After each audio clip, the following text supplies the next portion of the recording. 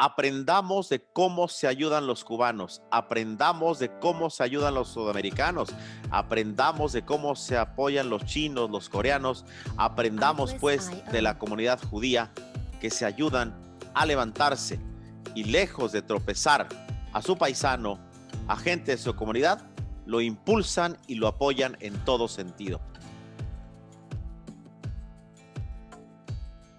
Mi querida familia del Mexicano Power, los saluda su amigo Resta Amador, como siempre con un enorme placer de trabajar para todos ustedes. En esta ocasión quiero hablarles de vivencias muy personales que me marcaron y que me han enseñado que, con todo respeto lo digo para mis mexicanos, nos hace falta mucho aprender de comunidades como la cubana, de comunidades como la sudamericana en Miami, lo que hacen los chinos acá en Los Ángeles, los coreanos, lo que en la Ciudad de México hace la comunidad judía. Y déjenme arrancar en desorden, como es mi vida.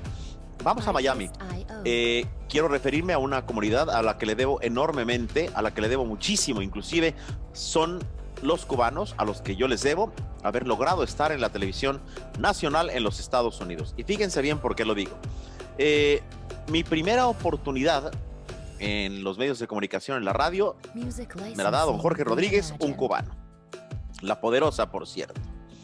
Mi oportunidad en televisión, la primera de ellas, me la da una cubana y un cubano, Graciela Mori y Fernando Castells, aunque también estuvieron inmersos grandes personajes mexicanos como Jaime Escandón, por ejemplo, ¿no? Emilio Brown Burillo, gente buena también mexicana, pero la verdad es que los cubanos son los que me abrieron la puerta.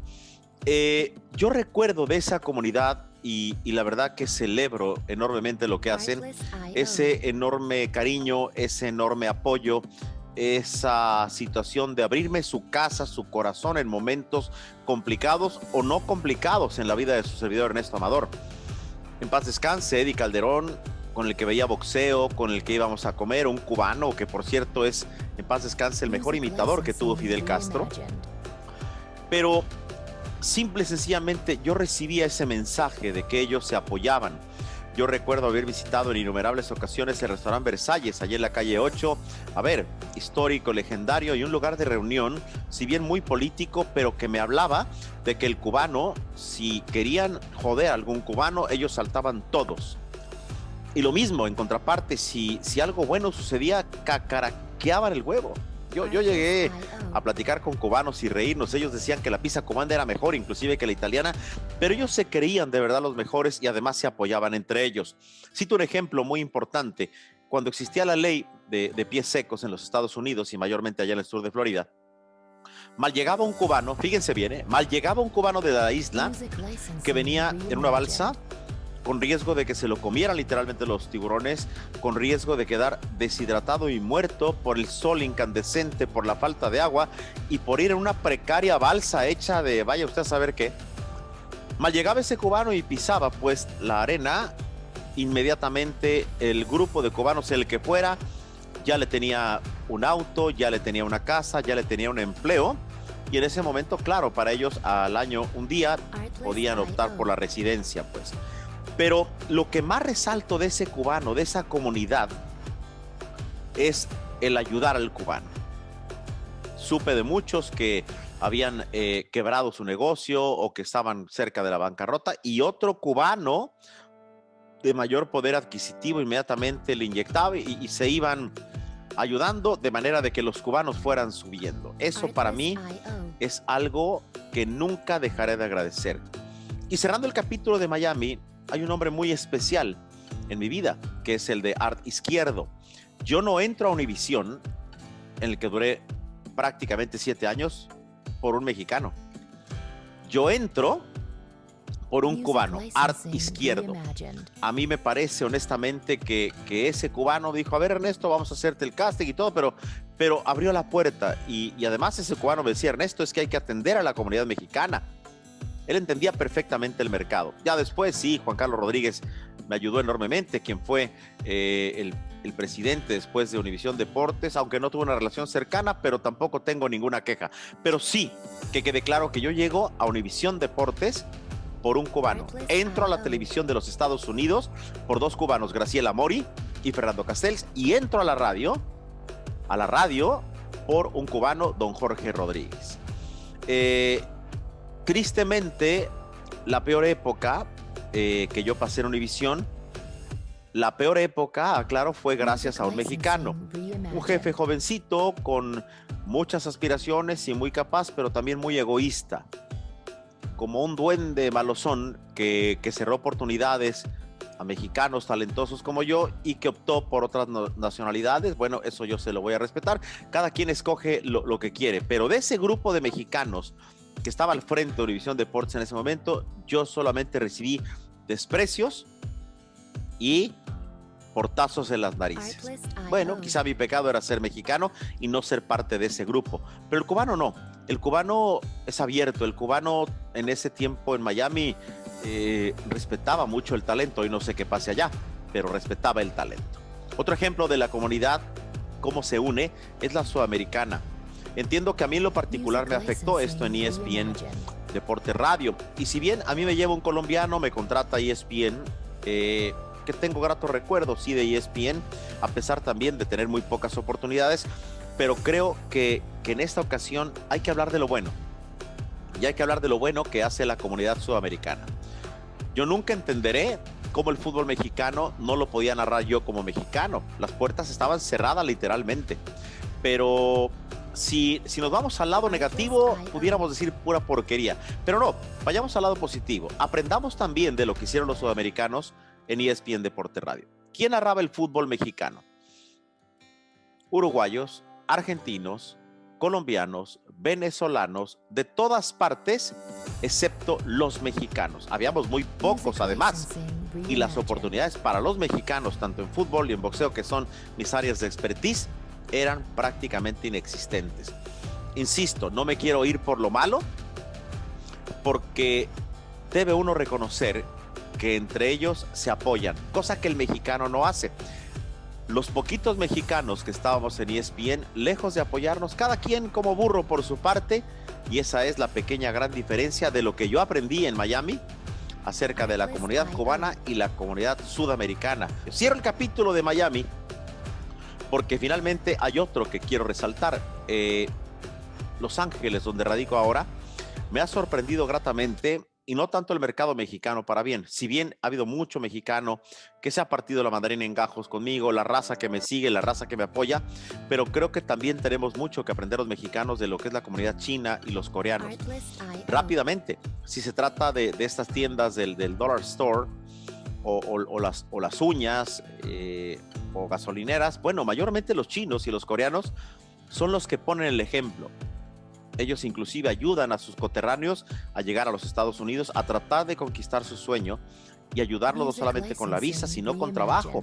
Entonces, ese tipo de situaciones a mí me emociona mucho, y sueño con que algún día los mexicanos en cualquier parte del mundo pudiéramos ayudarnos. Porque, a ver, capital de talento hay. Capital en cuanto a dinero se refiere, hay, y hay mucho.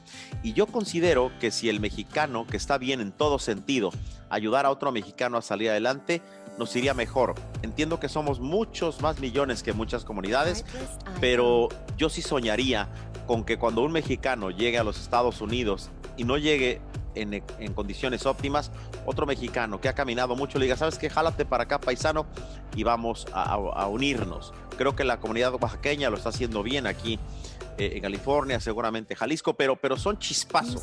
Ojalá nos unamos más. Ahora, voy a México y les decía que no era algo que iba a hacer en orden cronológico. Yo recuerdo en México situaciones muy, muy interesantes. Yo tuve la fortuna de vivir prácticamente varias aristas de la sociedad mexicana, desde una clase media con mis padres, después de pasar problemas cuando yo arrancaba mi vida, estar, pues no pobre, porque tampoco voy a exagerar, pero sí pasándola difícil, y también en momentos altísimos donde me llevó la vida a vivir en zonas de poder adquisitivo altísimo en México. Pero hay una constante. Yo creo que al mexicano en México, primero y principal, le duele mucho el éxito ajeno. En México y algunos acá en los Estados Unidos. Otra de las situaciones es que yo veía que mientras el de arriba te ve jodido, pues sí te ayuda, pero te da migajas. El de arriba no va a permitir nunca que tú sueñes con tu negocio, que sueñes con tu empresa, que traigas el mismo carro, que vivas en la misma zona. No, ni madre. Ese clasismo en México a mí, me perdón la palabra, me reemputa. Porque yo no puedo entender que alguien pretenda sentirse más por tener un 0 o 2 ceros más en la cuenta que tú. Creo que el dinero, al fin de cuentas, no define ni la calidad de persona, ni los huevos para enfrentar la vida, ni la educación, por supuesto, ni los valores. Entonces, eso en México a mí me golpeaba mucho. Yo siempre choqué contra esas ínfulas de grandeza, de sentirse más porque vivían en Tecamachalco, de sentirse más porque vivían en Bosques de las Lomas, por vivir en el Pedregal. No, ni madre.